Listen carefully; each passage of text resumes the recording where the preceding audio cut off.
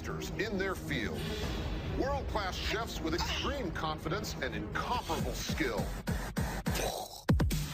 Hey kiddos, you know, with Shabbat coming, I'm really excited to share a recipe that we make in our house very often for Shabbat. In fact, 2 years ago, I invited Mrs. Israel to come learn how to make what she calls pepper chicken. Now, Mrs. Israel thinks that I don't teach her all the ingredients and all the steps. So, I'd like to create this video so everyone can see all the steps and you can make this wonderful, amazing Chinese chicken at home for Shabbat.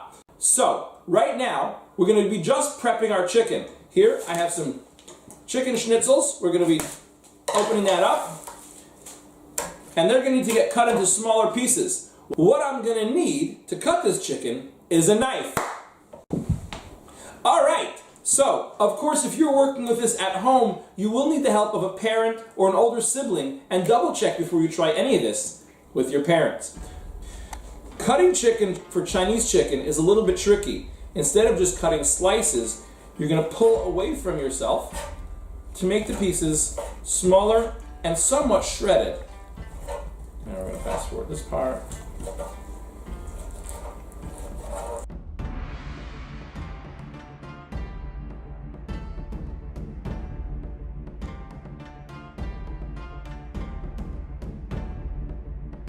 Part of why we cut the pieces thinner is so they can cook better when they're frying. Okay, the other ingredient we need for prepping chicken is flour. I have here in this bowl 1 cup of flour for about 3 pieces of schnitzel. I'm going to take this, I'm putting all the chicken into the flour,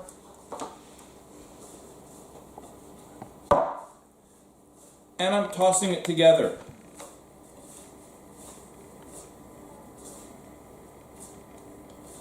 And you see all the chicken's been coated with flour, just plain flour. I'm going to wrap it up and I'm going to put it in the fridge. We're going to leave it in the fridge for at least 4 hours, but overnight is way better.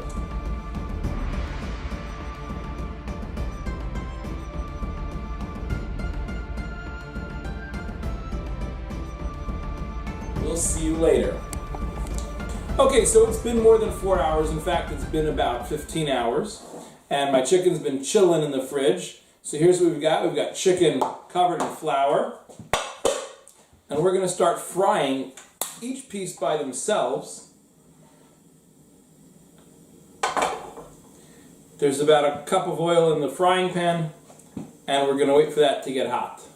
Alright, so our oil's hot. I'm going to start putting in 1 piece at a time of chicken.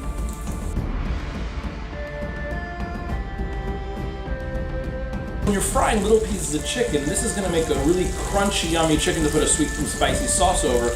You need to make sure it's cooked on both sides perfectly so you can add the sauce afterwards. Let's see how we're doing.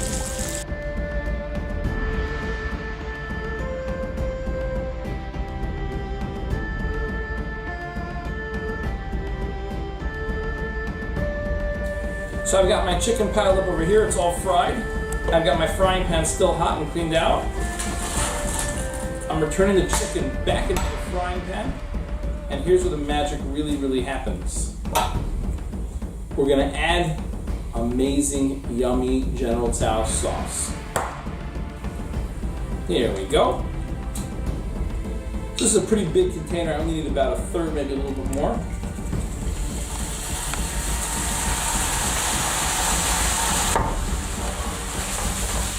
And we're just going to let that fry in the sauce. And that's where the sauce gets cooked onto the chicken, turning it into super duper yummy, what Mrs. Israel calls pepper chicken. No shortcuts, no tricks and gimmicks. This is the real deal.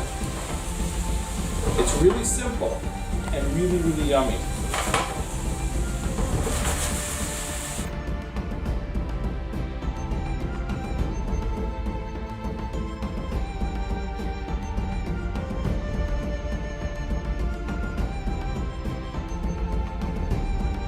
Friends, if you'd like to end up on our next episode of Chap, when you're preparing food at home, shoot a quick video and send it my way. Who knows who will end up on Chap next? Shabbat Shalom.